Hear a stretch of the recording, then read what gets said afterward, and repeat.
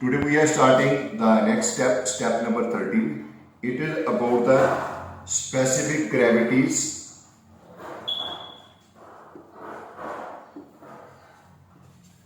of hot bins, aggregates,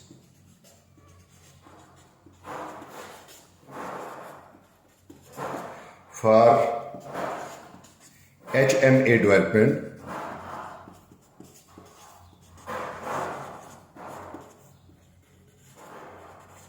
by Marshall method.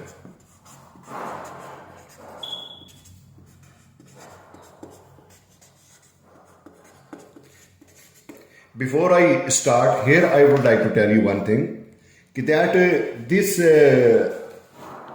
hot bins are about this aggregate. Let me tell you about this aggregate first.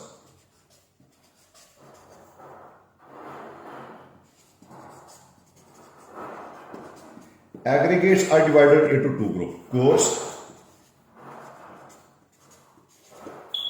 number 2 fine, number 3 filler.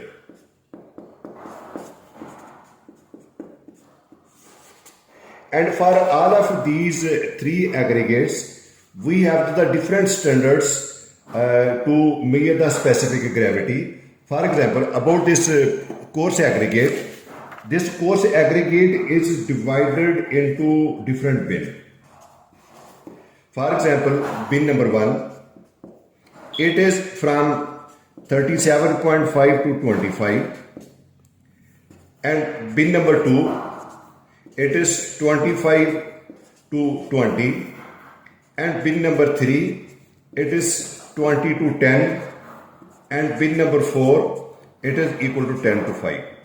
These are our coarse aggregate, and their specific gravity would be measured by ASTM 127 method. So let me ASTM 127 method. Similarly, this also ASTM C 127. For this class of the aggregate, ASTM C 127 method, and this also ASTM C 127 method. Now, after this, we have about our filler material. Now, this filler material and fine material, let me talk about this fine. Fine is divided into next bin number 5. It is 5 to 3 mm, and bin number 6, it is 3 to 0 mm.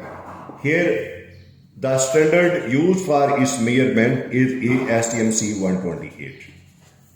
ASTM C 128. Next is the filler.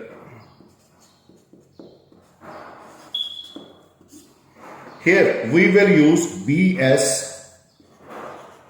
812 part 2 method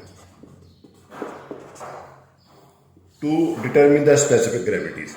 So here I have given you the introduction about the material and the standard to be used, and I will not go in detail too much about this one, because we are now in the position to develop our mix design in proper way. So here, whatever the values of these specific gravities I have taken, I will just put in the table, and you will have to follow my table.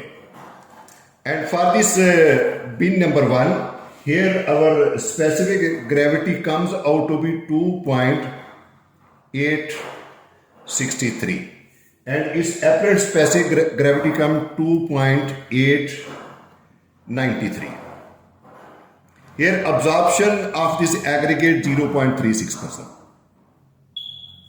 Now my bin number 2, here the specific gravities come 2.861, and for the apparent specific gravity it comes out to be 2.911, and absorption of this aggregate comes out to be 0.45.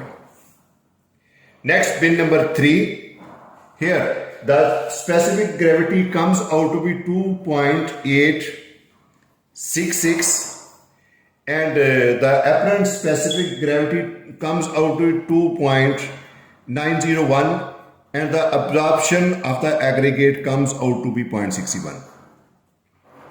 For this aggregate 10 to 5 mm, for this 10 to 5 mm, the value of specific gravity 2.839, and this value of this 10 to 5 mm, here the value comes out to be 2.901. 921. And here the absorption of this aggregate comes out to be 0.77.